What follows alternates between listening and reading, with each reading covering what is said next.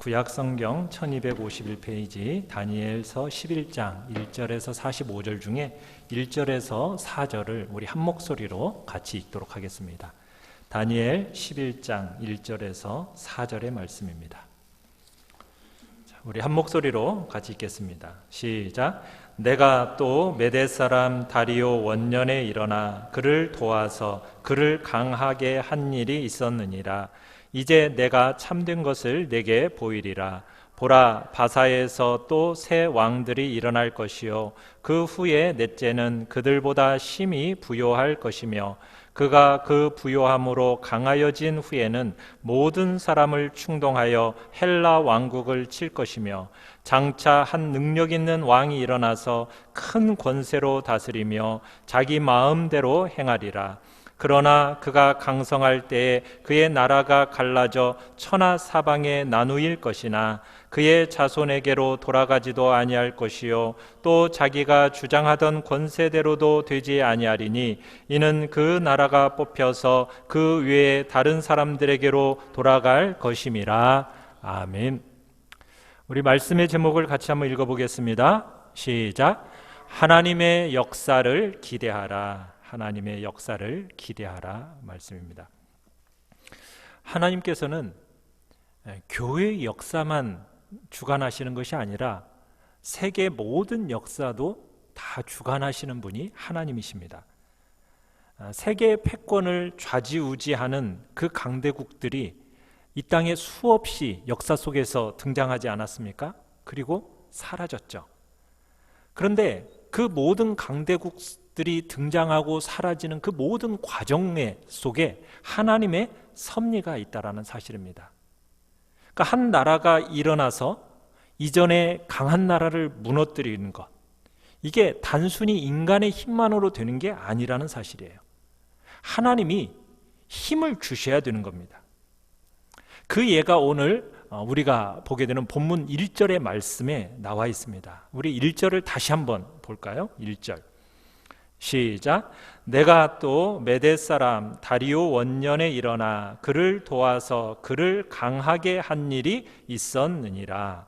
자, 여기 보면 메대 사람 다리오라는 사람이 나오는데 우리가 이 사람을 이미 봤습니다. 어디에서 봤습니까? 다니엘서 6장에서 다니엘이 사자 굴 속에 들어갔던 그 사건 때의 왕, 그 왕이 바로 다리오 왕입니다. 이 다리오는 메대 바사의 초대 연합국의 왕이었어요. 자, 그런데 여기 보시면은 이 1절을 해석함에 있어서 우리는 10장 21절과 함께 봐야 됩니다. 그 10장 21절에 보면은 누가 나오고 있느냐면 다니엘을 찾아왔던 천사가 나오고요. 또 한 천사가 나오죠. 그 천사의 이름은 뭐예요? 미가엘이 나오고 있습니다. 자, 1절에 나오는 내가 그를 도와서 할 때 이 내가와 그가 누구냐는 겁니다. 바로 21절과 연계지어서 내가라는 존재는 바로 다니엘을 찾아온 천사고요. 그라는 존재는 미가엘 천사입니다. 그러니까 다니엘에게 찾아온 천사와 이 미가엘 천사가 영들의 전쟁 가운데서 함께 서로 도와서 악령군을 물리쳤다라는 내용이 바로 오늘 본문 1절의 내용이란 얘기예요. 그러니까 하나님께서 메대 바사 연합군이 바벨론을 정복할 때 누가 도와줬다라는 거예요? 천사들이 도와줘서 그 일이 가능했다라는 것을 오늘 성경 본문은 얘기하고 있다는 사실입니다. 그러니까 하나님께서 하나님을 잘 믿는 사람들만 도와주는 게 아닙니다. 때로는 하나님을 믿지 않는 세상 제국이 패권을 잡도록 도와주시는 분이 하나님이시고 그 일을 함에 있어서 천사를 사용하신다라는 것을 우리가 오늘 본문에서 볼 수 있는 거예요. 왜 그렇겠습니까? 하나님은 이 일을 통해서 하나님의 역사를 이루시기 때문이에요. 세계 패권을 잡은 이 바사, 이 페르시아가 바벨론의 포로로 잡혀있던 유대인들을 모두 해방시켜 줍니다. 고향 예루살렘으로 보내주고요. 그리고 그 예루살렘에서 성전을 재건할 수 있도록 도와주는 이 일을 바로 바사가 해요. 그러니까 세계 역사의 중심은 바사라고 생각을 했는데 하나님께서는 이 바사를 왜 세웠느냐? 하나님의 성 예루살렘을 재건하는 도구로 이 바사를 세웠다는 사실이에요. 그래서 하나님의 관심은 어디에 있는 겁니까? 하나님의 자녀들에게 있는 거예요.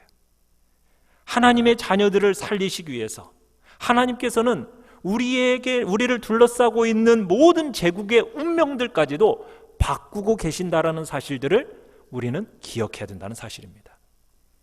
자, 우리 1번 같이 한번 읽어보겠습니다. 1번입니다. 시작.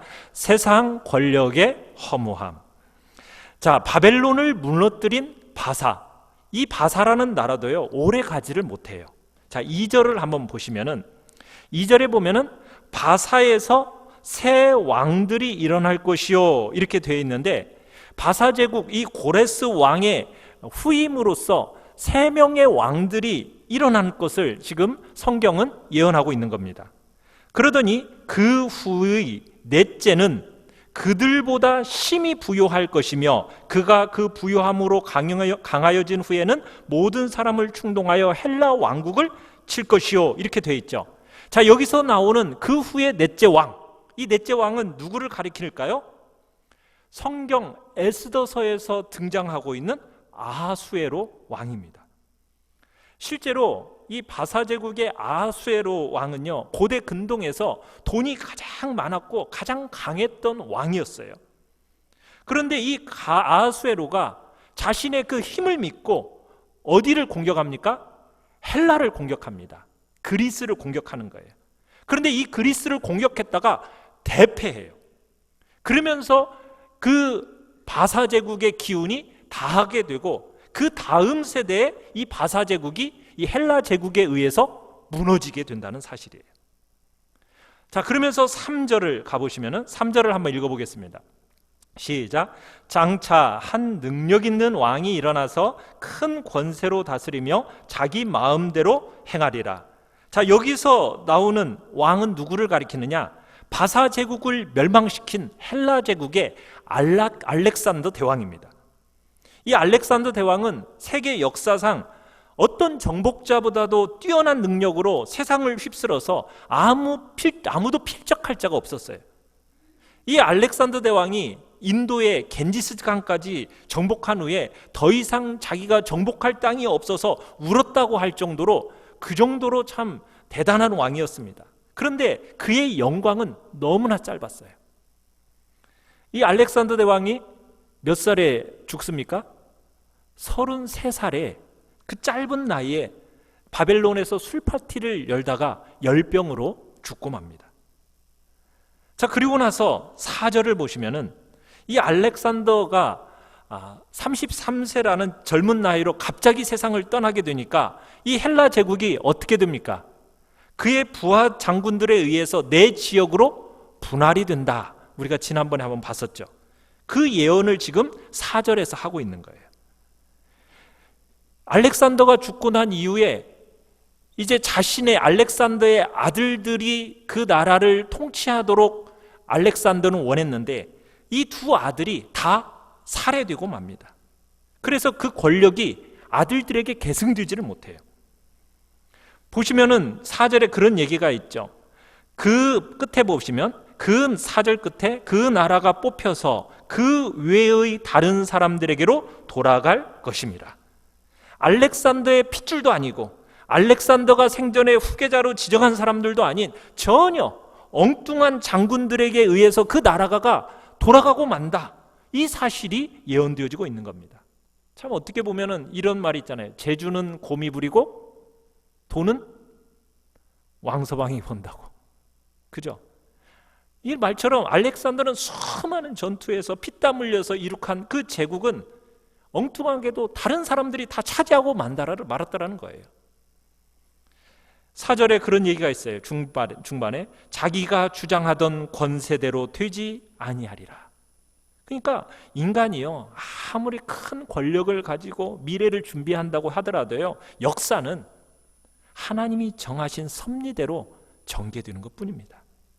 그러니까 우리는요, 괜히 쓸데없는 데 욕심 부리지 말고 내게 주어진 시간, 신실하게 하나님의 뜻을 따라 살아가는 것만이 지혜로운 삶이라는 거 우리에게 보여주고 있는 겁니다. 자, 우리 2번을 같이 한번 읽어보겠습니다. 시작. 작은 나라 유다를 향한 하나님의 간섭. 자, 이제 5절에서부터 20절까지는요 헬라 제국에서 분열된 4개의 나라 사이에서 한번 지도를 보여주시면 남방 왕국 톨레미 왕국과 북방 왕국 시리아 셀류쿠스 왕국 간의 전쟁이 일어날 것에 대한 예언이 기록되어 있어요. 우리가 지난번에 봤던 지도죠. 그 지도 중에 이제 두 제국, 톨레미 왕국하고 셀류커스 왕국, 이 두 왕국을 중심으로 지금 이 예언이 진행되고 있는 겁니다. 근데 이게 왜 중요하느냐면 이들 간의 전쟁의 결과가 이 유다 백성, 하나님의 백성인 유다 왕국의 운명에 큰 영향을 끼치기 때문이에요. 위에 보이는 그 셀류커스 왕국과 밑에 보이는 톨레미 왕국의 그 사이에 무슨 나라가 있습니까? 바로 유다가 있는 거예요. 유다가. 이 강대국들에 비하면요 이 유다라는 나라는 아무것도 아니에요. 너무나도 작은 나라입니다. 그렇지만 하나님의 마음, 그 마음의 중심은 항상 어디에 있습니까? 유다 나라에 있는 거예요. 유다 나라에. 그러니까는 아무리 못나도 내 자녀가 잘난 남의 집 자녀보다 소중하잖아요. 그렇죠? 그렇듯이 하나님께서는 연약하고 보잘것없는 이 하나님의 자녀, 이 유다 나라를 소중하게 생각하고 계신다라는 겁니다. 이 남방 왕국 애굽하고 북방 왕국 시리아 간의 이 싸움은요 끊임없이 물고 뜯는 야만적이고 권력 투쟁의 모습을 보여주고 있어요. 우리가 이 본문에서 야만적 권력 투쟁의 역사를요 구체적이고 상세하게 기록하고 있습니다. 오늘 우리가 보고 있는 이 11장에 바사왕 고레스 3년부터 시작해가지고 북방왕 시리아 이 안티오쿠스 에피파네스까지 대략 270여 년간의 역사가 예언되어 있어요. 이 한 장 속에. 그런데 이 내용이요 아주 구체적이고 자세합니다. 톨레미 1세부터 남방 애굽하고 북방 이 시리아가 거의 150년 동안 대대로 전쟁을 하거든요. 그러니까 남방의 톨레미 왕조, 그 다음에 북방의 셀류커스 왕조가 서로 전쟁하는 동안에 둘 중에 더 강한 왕조가 어디를 점령하는 겁니까? 성지, 유다를 점령하는 거예요. 그리고 다스리는 거예요. 그렇기 때문에 이 성지 이스라엘은 북쪽과 남쪽의 이 강대국 사이에서 계속 얻어터지고 짓밟히는 겁니다. 마치 어느 나라 같아요. 우리나라가 5,000년의 역사 속에 1,000여 번의 침략을 받았다고 하잖아요. 그것과 동일한 모습이 이 유다의 모습이에요. 그 중간에서 끊임없이 고통을 당하는 겁니다. 자, 이런 배경 속에서 6절을 한번 볼 건데요. 자, 6절을 한번 읽어보겠습니다. 뒤에 표도 한번 띄워주시고요. 6절 우리 같이 한번 읽어보겠습니다. 시작. 몇 해 후에 그들이 서로 단합하리니 곧 남방 왕의 딸이 북방 왕에게 가서 화친하리라. 그러나 그 공주의 힘이 쇠하고 그 왕은 서지도 못하며 권세가 없어질 뿐 아니라 그 공주와 그를 데리고 온 자와 그를 낳은 자와 그때 도와주던 자가 다 버림을 당하리라. 읽어도 무슨 말인지 모르겠죠. 근데 이게 역사 속에서 일어날 일을 400년 전에 예언으로 하나님이 다니엘에게 주신 내용이에요. 이 6절의 내용이 뭐냐면, 자, 표를 보시면은 남방 애굽에 톨레미 2세가 나오죠. 자, 보시면은 남방 톨레미 2세가 있어요. 자, 그런데 이 톨레미 2세에게는 딸이 하나가 있었습니다. 베로니카라는 딸이 하나가 있었어요. 근데 이 딸을 북방 왕 안티오커스 2세라는 사람에게 주면서 정략 결혼을 하게 됩니다.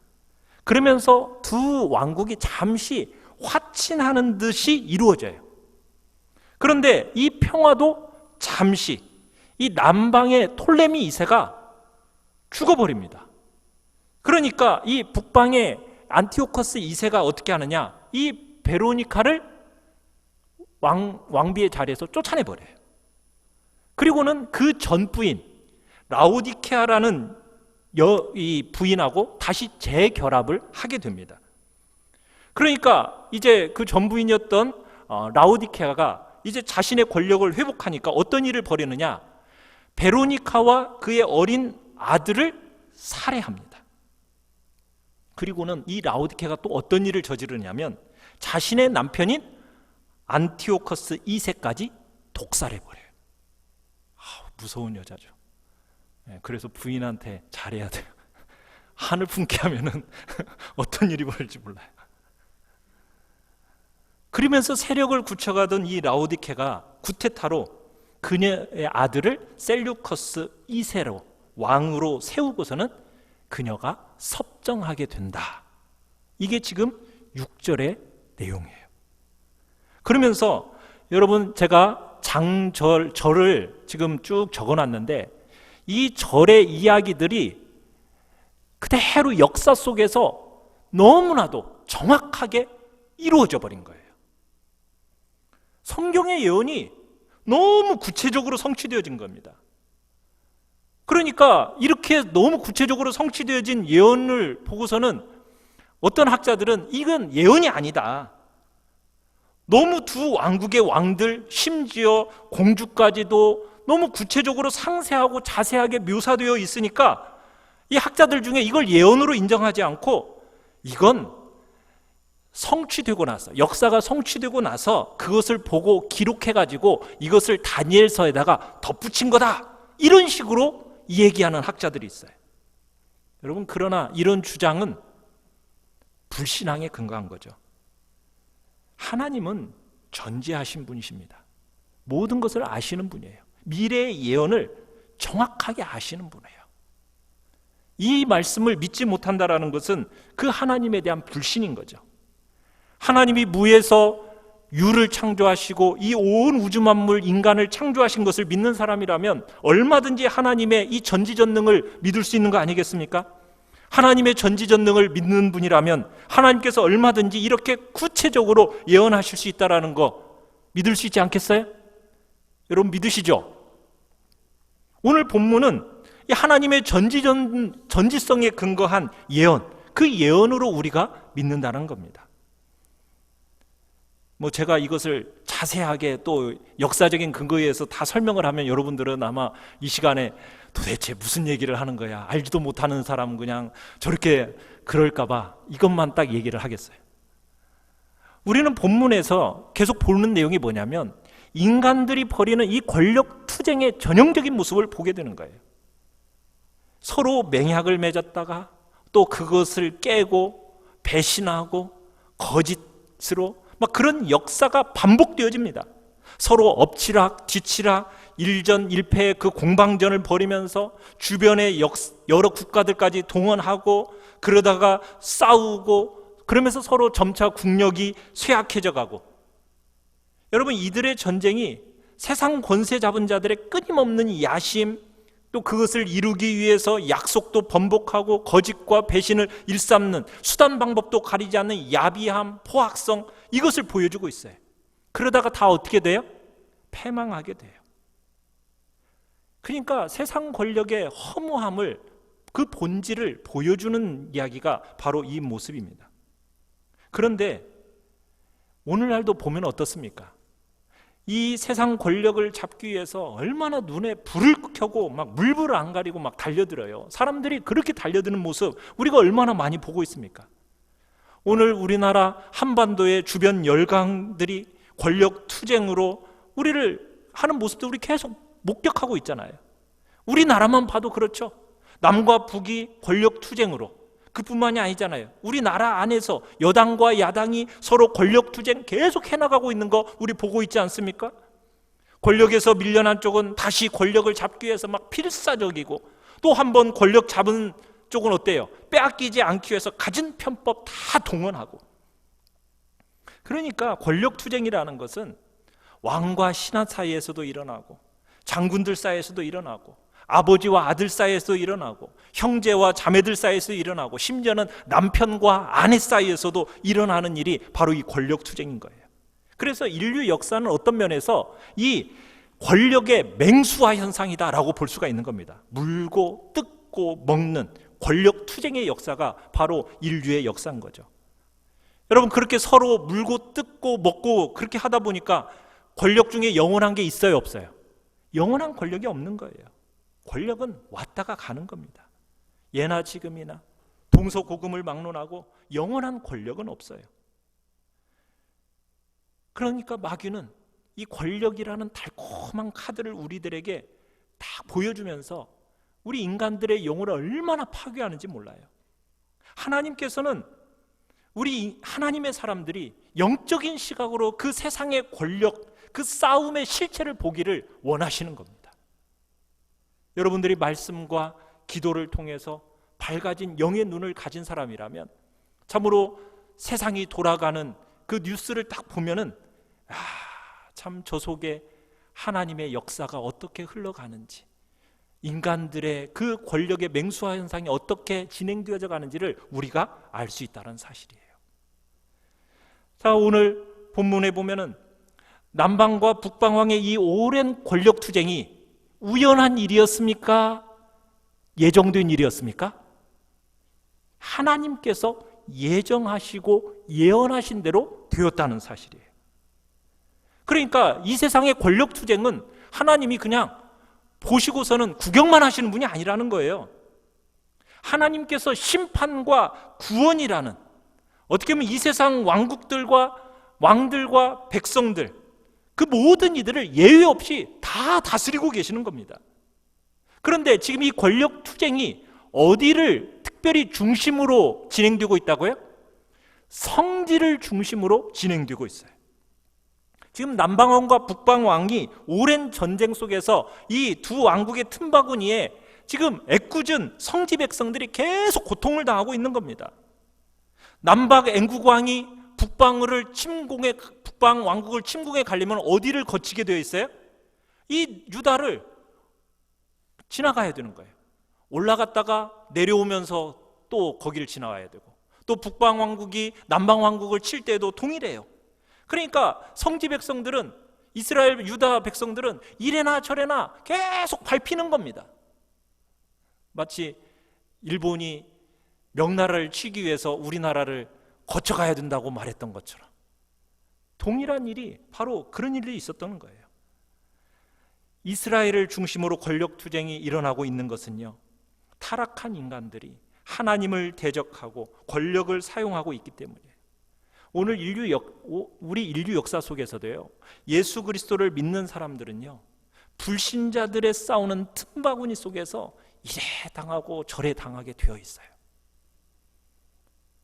코로나 속에서 왜 교회만 그러냐고, 그게 현실이고 그게 역사입니다. 교회는 끊임없이 고통당하게 되어 있고 불신자들에 의해서 타겟으로 공격당하게 되어 있는 것이 현실이에요. 그게 역사입니다. 자, 3번 같이 한번 읽어보겠습니다. 3번입니다. 시작. 가장 극악한 권세도 하나님 손에 있다. 자, 21절부터 45절은요, 자, 남방 애굽 왕국과 북방 시리아 왕국의 전쟁을 예언하다가 북방 왕국 시리아의 안티오코스 4세, 마지막 시리아 왕국 셀루커스 왕국의 마지막 왕인데, 이 안티오코스 4세에게 초점을 맞추고 있어요. 이 안티오코스 4세를 가리켜서 우리가 뭐라고 얘기했습니까? 안티오코스 에피파네스라는 이름이었죠. 이 사람은 권력의 맹수화를 가장 극적으로 보여준 인물이에요. 그는 하나님을 대적하고 하나님의 성전을 모독하고 하나님의 백성을 박해한 대표적인 인물입니다. 그래서 이 안티오코스 에피파네스를 가리켜서 뭐라고 얘기했습니까? 예수 그리스도 재림 직전에 나타날 적그리스도의 모형이다라고 지난번에 말씀을 드렸죠. 자, 그러면 이 안티오코스 에피파네스가 어떤 인물이고 어떤 짓을 할 것인가를 우리가 예언하고 있는데, 21절을 한번 보시면요, 21절에 그의 왕위를 이을 자는 어떤 사람이라? 한 비천한 사람이라, 이렇게 지칭되고 있어요. 이 비천한 사람이라는 단어를 영어 성경에서는 멸시받을 만한 사람이요, 나쁜 사람, 이렇게 번역을 하고 있습니다. 근데 이 안티오코스 에피파네스가 강대한 권력을 조직하고 교활한 머리를 써가지고 거침없이 주변 국가들을 정복하게 됩니다. 애굽과의 전쟁에서도 대승하고요, 애굽의 그 금은 보화들을 차지하고 주변의 많은 나라를 속국으로 만든 사람이 바로 이 안티오코스 에피파네스예요. 40절에서 43절로 한번 가보시면은 그가 파죽지세로 유다 왕국을 포함한 중동 지역 전역을 장악한다는 것을 지금 예언하고 있습니다. 자, 그런데 어떻게 보면은 한 사람에 대해서 21절부터 45절까지 굉장히 많은 절을 이 안티오코스 에피파네스를 대상으로 언급을 해놓고 있어요. 왜 그러냐면 이 안티오코스 에피파네스라는 사람이 헬라 문명의 신봉자입니다. 그래서 이 사람이 왕위에 오르자마자 시리아 왕국만이 아니라 유다와 지역을 장악한 뒤에도 자기가 다스리는 모든 점령지들을 헬라화 시키려고 했어요. 헬라화. 그래서 유대 종교를 말살시켰고요, 헬라 우상을 그곳에 심기를 원했습니다. 그래서 모세의 율법을 혐오했고 참된 하나님께 드리는 제사를 혐오했어요. 자, 31절로 한번 가보시면요, 31절에 이 사람이 어떤 짓을 하고 있습니까? 성전을 더럽히는데, 성전을 더럽히면서 매일 드리는 제사를 폐지합니다.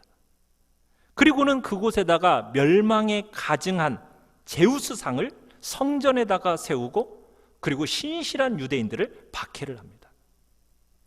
번제단에는 돼지고기를 제물로 바치는 끔찍한 성전 모독 행위도 합니다.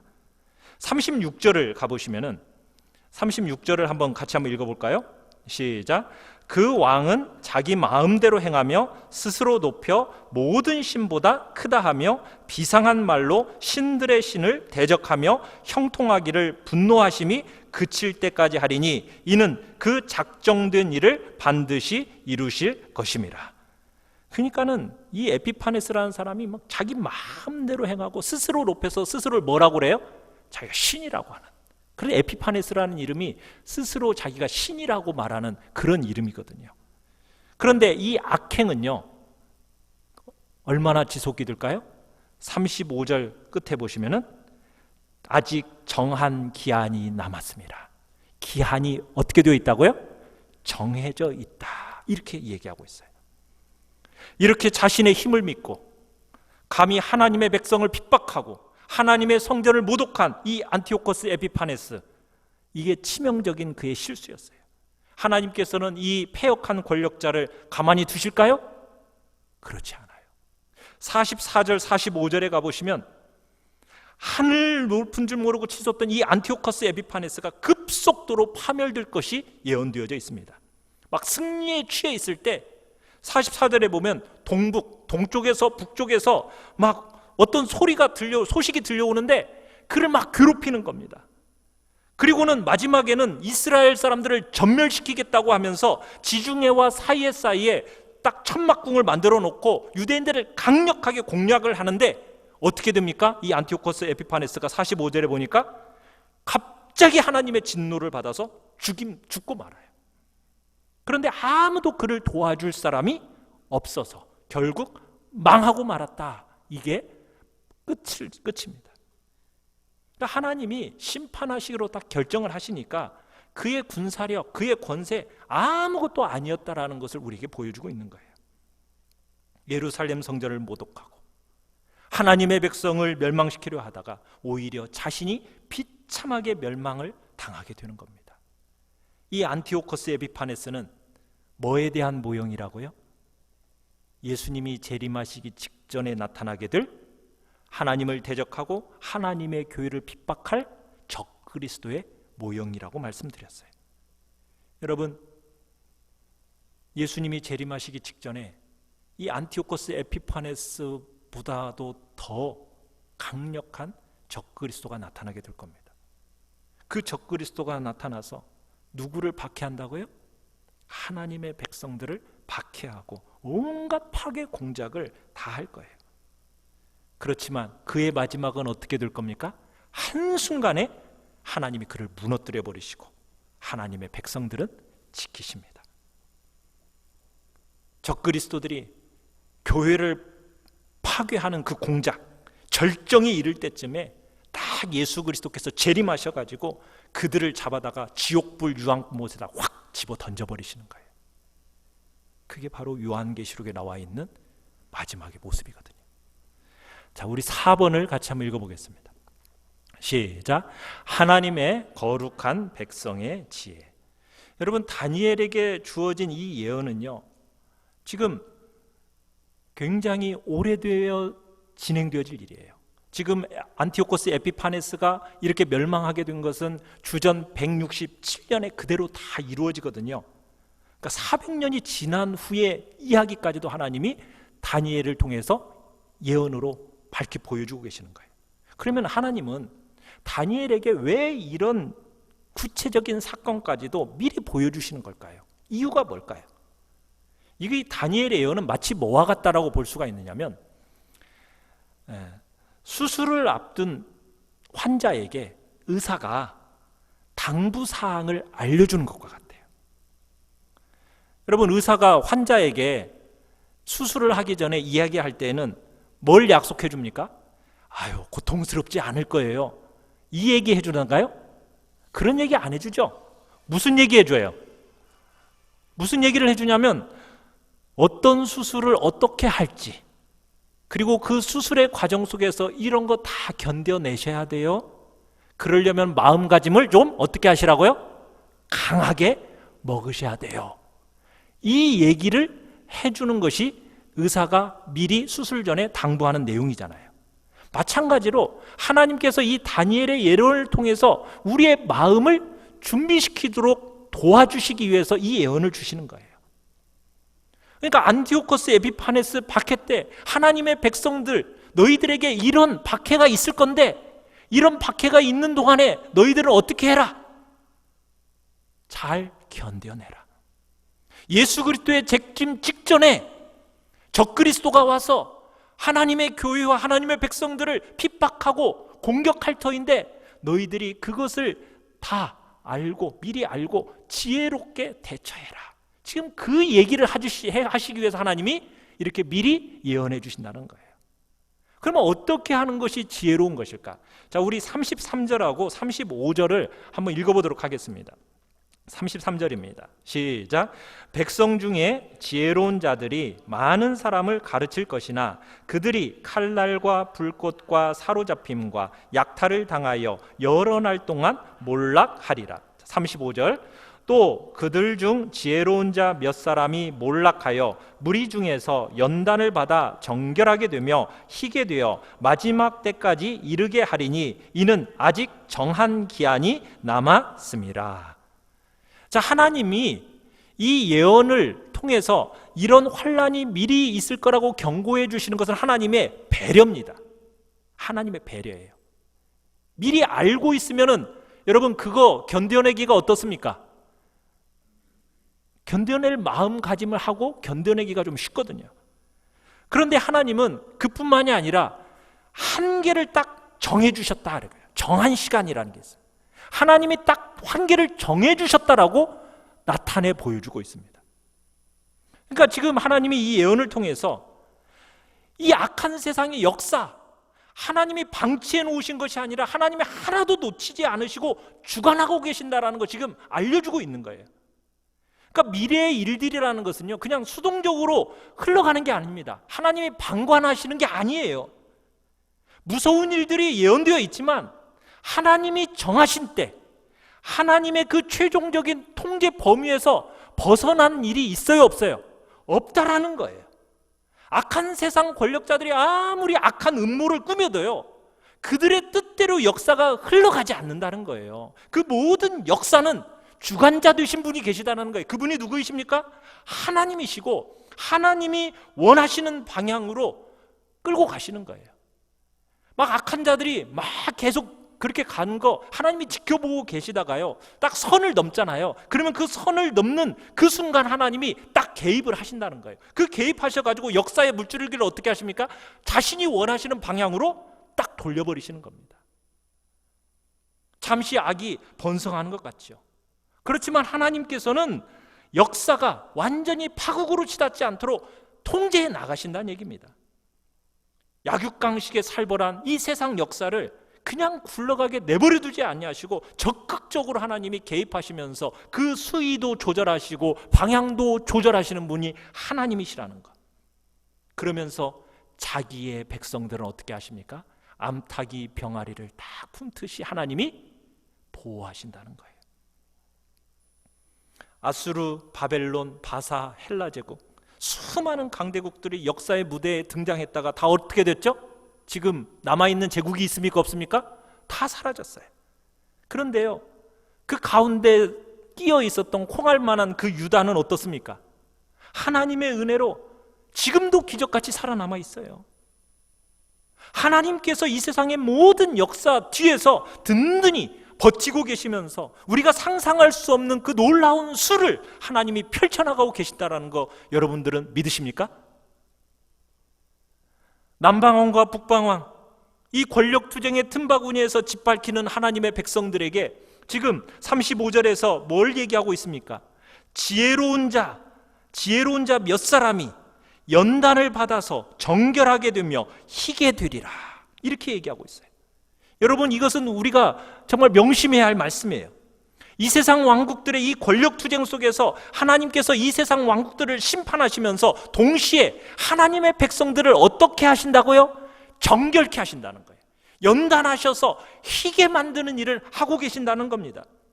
권력투쟁 속에서 하나님의 백성들을 용광로 속에다가 집어넣으시고 주의 불순물을 제거하는 작업들을 지금 하고 계시는 거예요. 야만 권력 그 투쟁 속에서, 틈바구니 속에서 하나님의 백성들이 약탈도 당합니다. 박해도 당합니다. 순교도 당합니다. 그렇지만 하나님의 백성은 이 보이는 막강한 권력, 이것에 미혹받지 말아야 됩니다. 예수 그리스도 재림 직전에 나타날 이 적그리스도, 이 권력의 거짓과 속임수에 우리 미혹당해서는 안 됩니다. 지혜로운 하나님의 백성이라면 어떻게 해야 됩니까?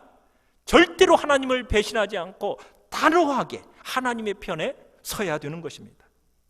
하나님의 백성은 보이지 않는 하나님께서 이 야만적인 권력투쟁 벌이는 세상, 하나님이 다 주관하고 계시면서 그 세상 권력 심판하시고, 보이지 않는 그 하나님께서 자신의 백성들은 어떻게 하십니까? 구원으로 통치하신다라는 것. 여러분, 이 사실을 믿으시길 바라요. 그러면서 우리가 그 믿음으로 천국신앙 사수해야 되는 겁니다. 하나님께서 보이지 않는 분이시지만 세상을 심판하시고 하나님의 백성은 구원하신다라는 그 최종적인 승리, 여러분 확신해야 된다는 얘기입니다. 그리고 우리는 죽어도 삽니다. 부활신앙, 우리 그 부활신앙으로 전진해 가는 거예요. 영원한 천국에 대한 소망으로 살아간다는 얘기입니다. 남방왕국, 북방왕국의 그 지루한 전쟁의 틈바구니 속에서 왜 이렇게 하나님의 백성들이 고통당해야 할까? 적그리스도의 모형인 이 안티오코스 에피파네스라는 사람의 이 신성모독과 박해의 절정 속에서 하나님은 왜 그렇게 자기 백성들이 고통당하도록 허용하시는 걸까? 우리 아버지 하나님께서 이 세상 역사를 주관하시는 것이 꼬여있는 것처럼 보일 때가 있어요. 그러면 그때마다 우리의 가슴은 너무나도 아프고 두근거리지죠. 그래도 우리가 믿어야 할 건 무엇입니까? 하나님은 절대 실수하지 않으신다. 우리 이거 믿어야 됩니다. 하나님은 여전히 우리를 돌보시고 우리를 구원하십니다. 때로는 우리의 계획이 어긋나고 우리의 희망이 사라져도요, 그런 순간 속에서도 우리는 하나님을 절대 신뢰해야 하는 것입니다. 밤이 어둡고 정말 낮이 오지 않는 것처럼 여겨질 때에도 하나님께서 모든 것을 합력하여 선을 이루실 거라는 그 믿음으로 우리는 살아가야 되는 거예요. 지금은 볼 수 없어도 우리는 모든 것을 다 아시는 하나님께 모든 것을 맡기고 하나님만 신뢰하고 하나님께 복종하며 살아가는 거예요. 아무리 어두운 밤일지라도 하나님은 절대로 실수하지 않으신다라는 그 믿음으로 살아가는 우리 성도들 되시길 바랍니다.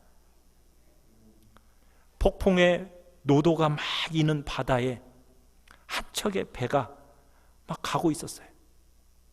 마치 그 바위 틈을 막 헤집으면서 이 바위에 금방이라도 부딪혀서 산산조각이 날 것 같은 상황이었습니다. 그로 인해서 승객들은 다 공포 속에서 막 죽음만 기다리면서 서로 붙들고 움켜잡고 부들부들 떨고 있었어요. 공포와 고뇌 속에서 그 순간 속에 한 승객이 이런 얘기를 합니다. 내가 한번 조종사에게 갔다 와 볼게요. 그래서 이 승객이 간신히 조종사에게 가서 조종사의 방을 딱 들여다봤어요. 그랬더니 이 조종사가 얼굴이 창백한 그 승객을 보면서 미소를 짓고 있는 거예요. 자, 그 승객이 미소를 짓고 있는 이 조종사를 딱 보고 돌아오더니 이렇게 외쳤대요. 모든 것이 다 잘 될 겁니다. 모든 것이 다 잘 될 거예요. 저는 조종사의 미소를 봤어요. 사랑하는 성도 여러분, 천국의 왕이신 예수 그리스도, 그분을 믿고 따르는 모든 사랑하는 성도들에게는 모든 것이 다 잘 될 것입니다. 완성된 천국이 우리를 기다리고 있습니다. 여러분, 국가적인 차원이든 권력자 개인의 차원이든 권력의 맹수화 현상, 야만적인 권력 투쟁의 현상은요, 결국 어떻게 진행되어질지 아십니까? 하나님을 대적하고 하나님의 백성을 괴롭히는 방향으로 나가게 되어 있습니다. 그것을 이상하게 생각하시면 안 돼요. 적그리스도가 나타나잖아요. 그러면 하나님과 하나님이 세우신 그리스도를 대적하고 하나님의 백성들을 심히 박해하고 교회를 박멸하려고 들 것입니다. 그러나 우리는 이야기의 결말을 알고 있는 사람들이에요. 그죠? 주의 영광이 나타날 여명이 찾아오리라는 거 우리는 알고 있다는 얘기입니다. 그러니까 우리는 넉넉히 견딜 수 있는 거예요. 지금 무슨 일을 당하고 있건 우리는 영원히 그분의 소유입니다. 박해를 당하거나 혹은 거룩한 것이 모욕이 당한다 할지라도 마침내 하나님은 우리를 구원해 내실 것입니다. 그렇기 때문에 우리는 우리의 소망은 절대로 흔들리지 않아야 되는 거예요. 우리 이야기의 결말이 무엇입니까? 적그리스도의 파괴 공작이 정정에 이를 때, 절정에 이를 때 예수 그리스도께서 재림하셔서 사탄과 적그리스도와 거짓 선지자를 어떻게 하십니까? 심판하시고 하나님의 왕국을 완성하실 것입니다. 예수 그리스도께서 천국을 완성하시면 우리는 하나님의 백성으로 영원한 천국에서 영원히 그리고 거룩한 삼위일체 하나님을 섬기며 지복을 누리며 영원토록 살게 될 것입니다. 이게 우리의 결말입니다. 믿으십니까? 그렇다면 우리는 어떻게 살아야 되겠습니까? 성경은 우리에게 이렇게 마지막으로 권면하고 있습니다. 우리 고린도전서 15장 58절 같이 읽겠습니다. 시작. 내 사랑하는 형제들아, 견실하며 흔들리지 말고 항상 주의 일에 더욱 힘쓰는 자들이 되라. 이는 너희 수고가 주 안에서 헛되지 않은 줄 알미라. 아멘. 아직 이야기는 끝나지 않았습니다. 그렇지만 결말은 분명합니다. 이미 정해져 있습니다. 하나님이 우리를 구원해 주실 것입니다. 그러기에 우리는 그분의 일에 더욱 힘쓰는 자들로, 예배를 드릴 때에도, 가정에서 지금 인터넷으로 예배를 드릴 때에도 어떤 마음으로요? 그냥 누워서 졸면서 그렇게가 아니라 정말 하나님 앞에서 신실한 마음으로 그분을 향한 간절한 마음으로 드리십시오. 주님은 우리의 모든 것들을 보고 계시고 이 세상을 지금 주관하고 계신다는 거 믿고 믿음으로 나아가는 우리 귀한 성도들 되시기를 간절히 축원합니다. 우리 같이 찬양하겠습니다.